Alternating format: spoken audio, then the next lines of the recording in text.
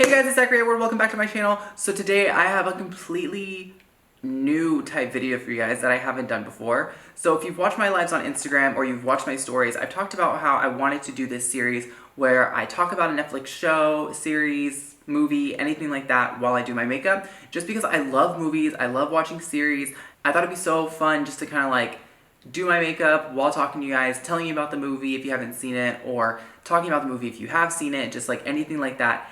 And I'm so excited because I talked to some people and they got into contact with Netflix, and Netflix loved the idea, so they are helping me with today's video. It is so exciting. So for this first video, it's not sponsored. They're not paying me to say anything or give my opinions on anything. They just let me watch a movie early so I could release this review. So he's like a Netflix affiliate or whatever. So it's so exciting. It's so cool. I never thought that this little idea that Netflix would even see or like, and they're the ones who give me approval to be like, yes, do it, we love the idea. So I am partnering up with Netflix to review the movie, the half of it. So cool. So of course this movie will have spoilers. I'm telling you, before you watch this video, if you're watching this video right now, pause it, leave it in your tab, and then go watch the movie, go see it, because there is going to be spoilers, obviously, because I'm going to be talking about the movie and what happens and my little opinions. Let me know if you think some parts should have been different, or just like if you have a completely different opinion of it than me. Let me know in the comment section down below. I love reading your guys' comments. This is the look I'm going to be doing. So if you guys want to hear my opinion on the half of it and you want to see how I got this look, then don't forget to subscribe and keep on watching. Alright, so let me start off by saying this movie is serious business. There's literally so many like underlying like issues and like different things to say in the movie. It's about like sexuality, about racism. So basically the movie starts with the main character, Ellie Chu. When I first saw her, I'm like, okay, this girl's like pessimistic. She's like pretty much like a realist.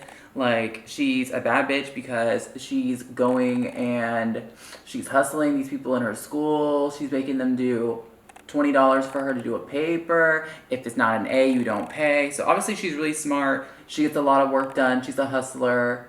Like, Ellie Chu's the one. Like, she's that girl. Also, Ellie lives with her dad. He doesn't speak that good of English. They're Chinese. And she works at the train stop that he's supposed to be working at, but she basically takes his shifts. So she's on her way home from school, right? And then she just keeps going. She's minding her business. She does what she does. She's riding her bike. And this boy named Paul comes behind her and pulls on the back of her bike and stops her, and she falls over. She's like, "What's wrong with you? Who are you?" And so he's asking her, he's like, "Hey, so instead of writing a paper for me, I want you to write a love letter to this girl that I like." And so she's like, "Oh hell no, like I'm not doing that. I do not do letters. I only do papers. That is it. I am not doing that." But she has a crush on Astor Flores as well. It's like alluded in the beginning, right? Like she's in the choir scene in the like choir room, and she's just like staring at her from the side, like all quiet and bashful and shy, but she likes her. You can tell she likes her. So the next day at school, Ellie is like on the phone with this electric company because her power's about to go out, and then her dad, he doesn't talk to the power company because they don't understand his English very well. So she's on the phone with them, and they tell her she has to pay a $50 down payment or else her electricity is gonna be off. So she sees Paul in the hallway and she tells him, $50, I'll write the letter, just one letter, that's it. Honestly, Ellie's super smart. She's a hustler. She knows what she's doing. She's like, okay, well, you're gonna pay my bills and I'm gonna talk to the girl that I like, so, period. And then Astor is like the super popular girl. She has like everything she could possibly want. She's dating this guy named Trey, which is like, you have a boyfriend. Why are you sending letters to another boy?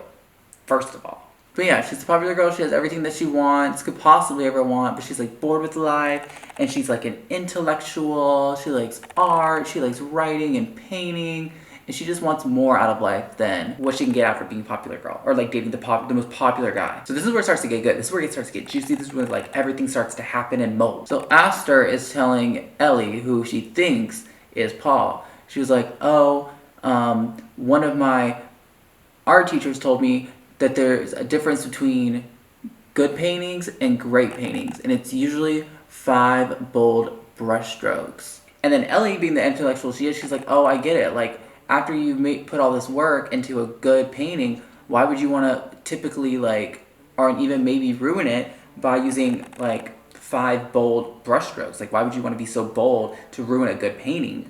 And this is where Aster's like, oh, basically, like, you get me. You really get me. Oh my gosh. So then Aster goes to say that she knows everything about the town of Squamish that they live in. And Ellie's like, oh, well, how well do you think you know this town? And she gives her these coordinates, like for a map. So Aster goes there, and it's a giant blank concrete wall. And Ellie challenges her 5 bold marks on this concrete wall. And they start going back and forth. So every day one of them comes and then makes a type of painting on the wall. And then the other will go back and do another. And the other will go back and do another, etc. Until they get caught, and then they like white out the painting on the wall. But it's cute. It's like a romantic thing between each other. This is when everything starts to be like more serious, and they're like, oh my god, like. So then all this is happening. It's going good. Paul is like, when am I gonna get to go on a date with her? I want to text her. Like, when is it gonna happen? And Ellie is just like, no, you can't do this yet. You're on a dating path. You're good. And he's like, no, I want to go on a date with her. So he texts her. So he does, he texts her, they talk, he's like, do you want to go get a hamburger and fries? I'll pick you up in my truck, we can meet together. Sounds cute. He goes on the date, can't even talk to Aster. Aster is just like, trying to talk about all the things that her and Ellie talk about, and he cannot. He's just like, this Ready Whip is from a can, but it's like, still good. And Aster's like, the fuck? So needless to say, he completely like bombs and wrecks the first date. And he's just like worried, he's like, they're never going to talk to me again. I don't know what to do. Like, this is horrible. So then obviously throughout this time, Ellie and Paul are like hanging out. They're getting to know each other a little bit better, spending all this time together. So Ellie was like, okay, you need to learn how to talk to her. He's explained before how he's like not a good talker. He doesn't really know what to say. So then Ellie's like, all right, we're going to play ping pong. And then every time I hit it, you're going to come back with a question, answer, question, answer. So they do that. And Paul starts asking questions about Ellie, and Ellie being the pessimistic, like, girl that she is, she's just like, I don't need this conversation class, you do, so why are you asking questions? And he's like, well, it helps the conversation, obviously, if we're talking back and forth. So Ellie's like, fine, you're right, they start talking. So then Paul asks Ellie, where was she born, where is she from? And Ellie tells him she's from China, she moved to the States when she was 5, and then he tells her that he's never left Squamish, he's lived there his entire life, it's all he knows. So it's like a cute little moment between them. They're like getting to know each other better. And then he asked about Ellie's mom. And he's like, what was she like? And she was like, oh, she was pretty, she was funny, she's dead. Which is so sad because I was like, oh. Because you see throughout the movie that there's like pictures of her mom, but her mom's not there. So it's kind of like alluding towards that she's dead, but you don't really know for sure what happened. So you're just kind of like, oh, her mom. And you feel like a little bit more sympathy for Ellie at this point.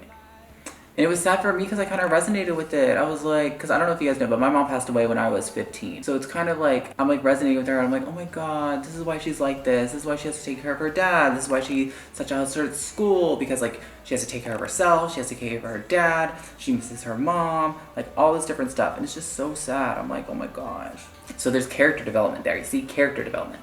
And then Paul ends up talking about how he wants to work at his family's like shop and how he has all these ideas for it, but he doesn't feel like they're gonna do it. And he has this incredible new food that he's made called the taco sausage, which has a pretty big role in the movie.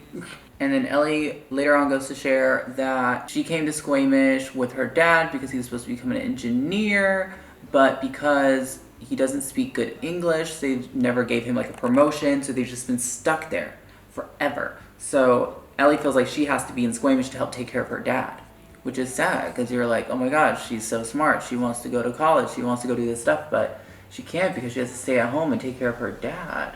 And at the end of the conversation, it's really cute because Ellie and Paul have this good moment where he's basically like, I don't know how to talk to her. You don't even love her because at this point he doesn't know her feelings about her yet. And he's just like, you say all these things about her and you're not even in love with her and you can talk to her. He's like, I'm so dumb. I don't know what to say. And she was like, you put so much effort into loving her. And she was like, if love isn't the effort that you put into it, then what is it? And it's just like a cute little moment between them because you really get to see that even though they are so different, you know, like she gets it, she understands. She's seeing all the effort that he's putting in and all the love that he like has for her, which is adorable. So after all this, they go back to Ellie's and they're watching a movie And it's like one of those old like black and white movies. It's super cute.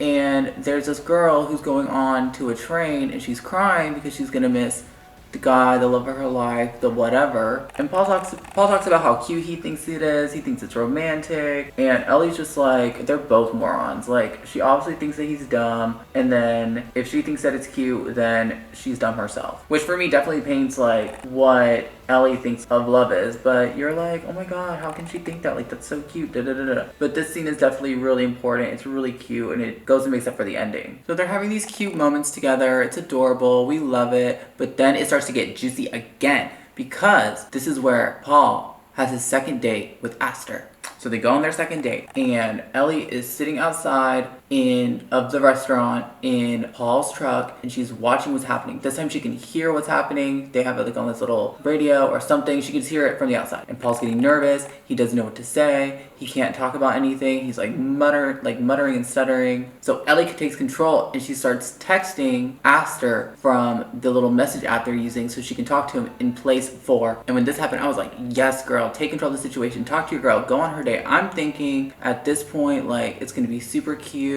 Like, she's gonna take up the rest of the day and like talk to Aster on this day and everything. Then Paul doesn't really understand what's happening. He's like, what are you saying to her? What is happening? And then he jumps up and he's like, I like you. I think you're pretty. You're smart. All these different things. I want to be with you. And Aster's just like, thanks.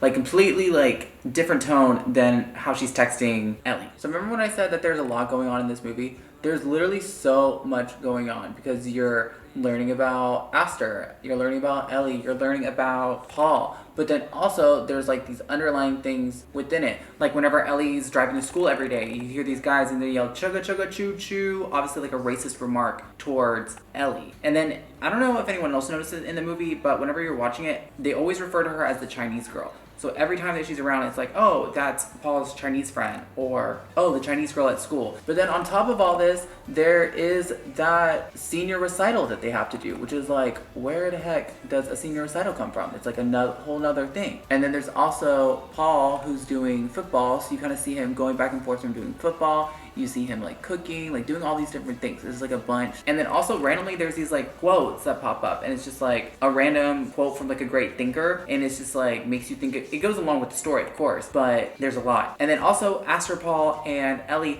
all go to the same church because it's a super small town, so they all go to church the same day and they're all there together. So there's just a ton that goes on throughout this entire, like, I think it's like an hour 45-minute movie. There's just a lot that's crammed into it. That's what I mean by, I'm like, it's serious business. Like, they are letting you know this storyline, honey. So they're all at the senior recital and Ellie is about to go on. She's about to play the piano, but these guys before, the guys that like yelled chugga chugga choo choo to her, like on the way to school, they mess with her piano before her recital. She can't catch a break. So Paul sees that they mess with her piano, so he knows that she's been working on this song. So what he does is he grabs a guitar for someone in the crowd and he gives it to Ellie and he says, do your song, do your song. So she sings this like really cute indie like type song. And at the end, she gets a standing ovation. Everyone stands up, they're clapping, they loved it, which is super cute. It's just like a happy moment for Ellie.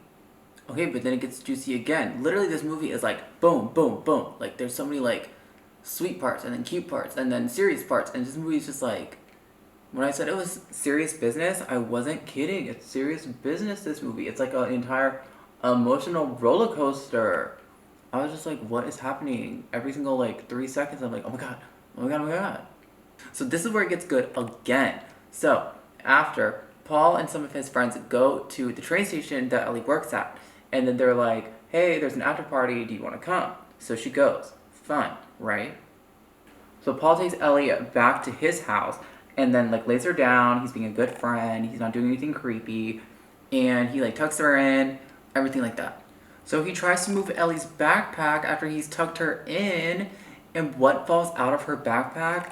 Ellie, being the sweet friend that she is and the amazing, obviously talented writer because she's doing everyone else's papers, she was writing in reviews to different food critics about his taco sausages. Which is so sweet because you see that she really cares and she really sees him as a friend. It's so adorable. So he doesn't do anything. He just like takes them and then he puts them back and then that's it.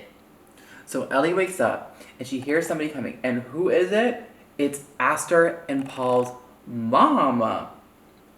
Aster lied to her dad and came to see Paul for the day. But he wasn't there. He went to work. So he sees Ellie in her bed and she's like, so you guys are like together? And Ellie's like, no, I lent him some books of mine because he really wanted to like talk to you. And so he wanted to like impress you. So I lent him some books. So Aster's like, oh, okay. Well, I've already lied to my dad about where I am today. And Paul's obviously not here. So do you want to hang out? And Ellie's like, you want to hang out with me? What? At the train station all day? And she's like, yeah, I'll come with you. So she's like, okay. So they go and hang out. Aster's having a good time. Ellie's just being shy and crazy like she normally is and isn't saying anything, really, I guess. So Aster's like, do you want to go on a drive? So Ellie's like, sure, I'm in love with you. I'll basically go wherever you want me to go. Sure. So Aster drives them. And she drives them what I think is like the next town over or something. They don't really say. It's not in... There's like a really pretty scene that's filmed like on the way there. It's filmed really nicely. And when they go, what is it? It's a hot spring, girl. So obviously Ellie's like, oh shit, I'm about to see you naked. Shit. And then they both get in. It's so funny because Ellie goes in with like full layers on. And they just talk and have such a cute moment. So like if you've seen the scene, you know what happens. You should, because I told you to go watch this movie before you watch this. So you should already know what happens. But if you haven't yet and you don't, then you just have to watch the movie and see, because it's such a cute little moment. A lot of cute things happen, honey. So they spend this whole day together, right, at the hot springs. And then they're like on the way back, and Aster drops off Ellie at her house. But Paul's job is right across the street. So she stops at his job and looks at him and says, do you believe in God? It's like, gosh, Karen, you can't just ask people if they believe in God. And he says, yes, of course. So then Aster pulls him in and kisses him. And you're like, oh my God, this little hussy. Why is she kissing him after spending the entire day with Ellie? It's like, we all just want to stab Aster. But obviously, like, she doesn't know that she likes her. Or maybe she does know that Ellie likes her. And she's like, oh my God, maybe I need to kiss a boy to see if I feel the same way about this boy right now. We don't know. And she has a boyfriend. So it's like, if she has a boyfriend and she's going on dates with the other guy and then flirting with this girl, she's just flirting with everyone. She is just not ready to be in a relationship. So it's like I said before, this movie doesn't stop with like the boom, boom, booms. Like it just keeps going with all these intense scenes that don't stop. So what happens after this? So the next day, obviously, it's Paul's football game because he's been training for it the entire time. So they're at his football game. He wins it. It's like a hoorah moment for everyone. He's so happy. He's just like, yes, I just won this football game. I got the winning touchdown. Like, he is so happy and excited. Aster loves it, everything. So he goes to the back of the locker room and he goes to the vending machine and he sees that Ellie's there. There's a bunch of Yakulto that's in the vendors. So Ellie's like getting them to take them home. So they're talking, and while they're talking, Paul goes in and kisses her. Paul literally goes in and kisses her. And she's just like, what are you doing? Like, what? Like, he's like, don't you want me to kiss you? And then she's like, no, why would I want you to kiss me? Like, I obviously don't like you like that. So it's like, what? Was Paul, like, into her the entire time, too? Like, did he just become into her? Like, was he, like, testing the waters? Like, he's supposed to be in love with Aster. What's happening? But to make it even more drama, what happens? You know what happens. Aster was right there. Aster watched it. And she saw. So Aster's like, oh, hell no. And Ellie obviously sees it, so she's just like, no, Aster, it wasn't like that. La, la, la, la. So boom, the drama. When that happened, Paul realized, he was like, oh, you like Aster. And she was like, no, like, I don't like Aster. Da-da-da, you like Aster. Da-da-da. He's like, just sitting there like in shock. But since it's a small town, they all go to church, like, he believes in God, etc. He was like, you're a sinner. Like, you're going to hell. And he's just like in shock. And so he leaves. So Ellie is just like, she's so upset because she obviously just like lost her friend because he thinks she's a sinner. And then the girl that she likes just saw her like get kissed by the boy that she obviously doesn't like because she doesn't like boys. Or maybe she does, they didn't like verify, but maybe she doesn't like boys. Maybe she does. We don't know. So then you would think with all this drama, it just calms down. And it's like, okay, well, they just had all this stuff happen. Like, give us a break. No, wrong. It's not what happens. So then the next scene, they're in church and they're all just sitting around. All this just happens. It's obviously really awkward for all of them, like all the characters. And then to make it even worse, in the middle of church, Trig, who is Aster's boyfriend, he asks her to marry him and he like proposes to her in the middle of it. So all that's happening, and then boom, Ellie's like, no, literally shutting it down, like immediately. She's like, no. And then she's at a loss for words. She really doesn't know what to say. She doesn't really say anything. So then, to her rescue, again, because Paul is such a sweetie, he starts talking about he doesn't think that people should judge the way other people, like, love each other, etc. Like, he's come to terms with her being gay. He's okay with it because he, like, knows her story and knows how much of a good person she is. So she starts, like, going and giving the speech. She's, like, looking at Aster, like, in the middle of the aisle. It's, like, crazy. There's drama. And she goes, is this your boldest move? She, like, refers to, like, the brush strokes and, like, the wall and all that stuff. And Aster realizes that it was Ellie that she was talking to. So Aster has had it. She is over it. She has been fooled and bamboozled. And she has just been put through it. So she is walking down the aisle because she is about to storm out of this church. And what does she do? She slaps Paul right in the face. She slaps Paul in the face and walks out. She said that she has had it with all of their stuff. She was not trying to deal with them anymore. She was over it. So Ellie goes and visits Aster at work. She sees her like walking out of this restaurant or something, and then she literally like stops her. So Aster tells Ellie that she's going away to a art school. She's like, bye, I'm leaving y'all after all this drama conflobbery that you've like put me through. And Ella's trying to apologize. She's like, I'm sorry about what happened. Like, I didn't mean to lie to you. This was all just like supposed to be a one-time thing. It was stupid. I'm sorry, etc. But Ellie is being all types of brave, and then she was like going to say goodbye as if she was about to leave. And then what does she do? She drops her bike. She runs to Aster, and then she kisses her. The last 30 minutes of this movie, there's so much kissing. Like, so much kissing. It's like everyone is trying to like get it in before they leave and just be like, okay, bye.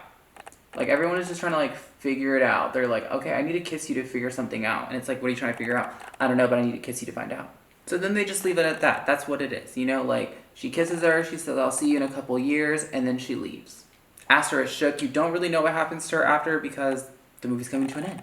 So Ellie is getting ready to go off to a new college. She's about to leave as well. So she is at the train station with Paul. Paul has this giant cooler full of taco sausages for her. And obviously it's really emotional for him. But Ellie, being the not so emotional person that she is calling him a wuss. And she was just like, look at you about to cry, you wuss. So Ellie gets on the train and you're just like, oh my god, this is such a cute ending. She's gonna leave. She's gonna be happy. But I was on the edge of my seat. I was screaming. I was like, he better run for her. He better run for her. Like, I was literally on the couch screaming. And then what do you see in the next scene?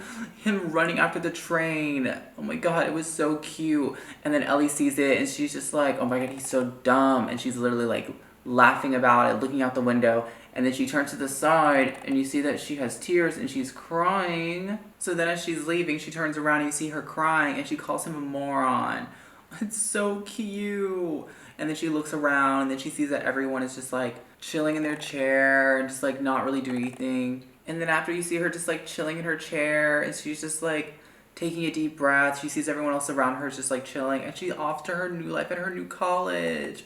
It was such a good ending. It was so cute. I love how that tied together. Alright, so this is the finished look.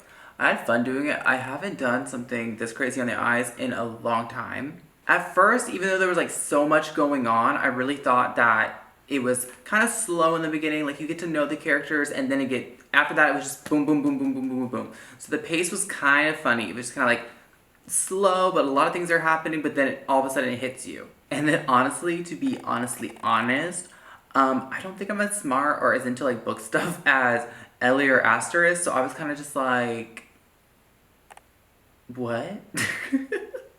And then the random quotes kind of threw me off, like throughout the movie, like the random quotes, even though they had to do with the movie, like they were just in weird placement. And then I feel like there was so much going on in the movie, like there was so much things going on. There was like the letters, and then the football game, and then the quotes, and then just like everything that's happening with Ellie, and then the subtle hints of racism, and then the sexuality, and then like her loving her and kissing her at the end. There was like drama everywhere. There was a lot, but I liked it. I liked it a lot. Like, I thought there was a lot going on in the movie, which I feel like maybe, honestly, if they would have made it into maybe like a series, I feel like there could have been all those different parts, but then also could have gone into other details, like more specifically like her mom, or like how there was the recital, and then how her mom's photo was inside of the guitar. Like, I just think that all these different things could have been like explained better, and like it would have been better if it was a series. Like, Netflix should have made it into a series versus into a movie. But I honestly love the movie for what it was. Like, I hate whenever people compare like a book to a movie. It's like, can't you just like love it for what it is, you know? So I'm just saying that like I love it as a movie. I wanted it should be a series. It'd be so good if it would have been like a series. But I love it as a movie. I love the movie. I thought it's like a really like feel-good film that had like a lot of good points that were made within it.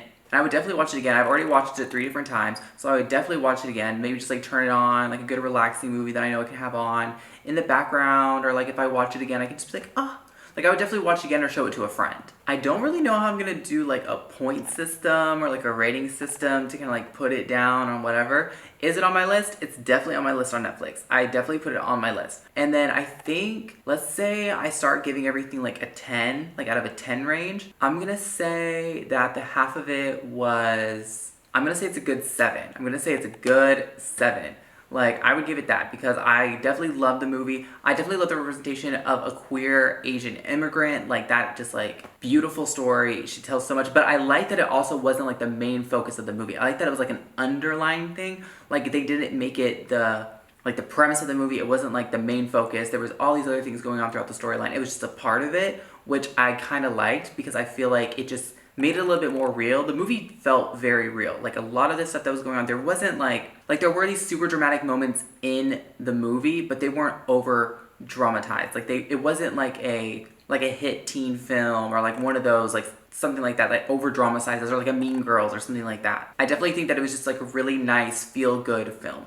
Alright, Zaddies, so that was my first movie makeup movie and chill. I don't really know what I'm going to call the series yet. Maybe you guys can help me with it. So leave me a comment in the comment section down below and let me know what title I should give this series. Let me know if you guys even like this series, if you guys want me to continue it, what I could do better, what you guys want to see more of. Any of your little add-ins. I love taking your guys' like add-ins for consideration and opinions and everything like that and applying them to my videos. It really just helps me because I don't really have a format for this video. It was just something that was fun, that I liked the idea and I really wanted to do. So I kind of just did it how I did everything else, and I just jumped into it and did it. I didn't really have like a plan. So if you guys want to help me out with that, let me know in the comment section down below. Don't forget to subscribe, and I'll see you in my video next week.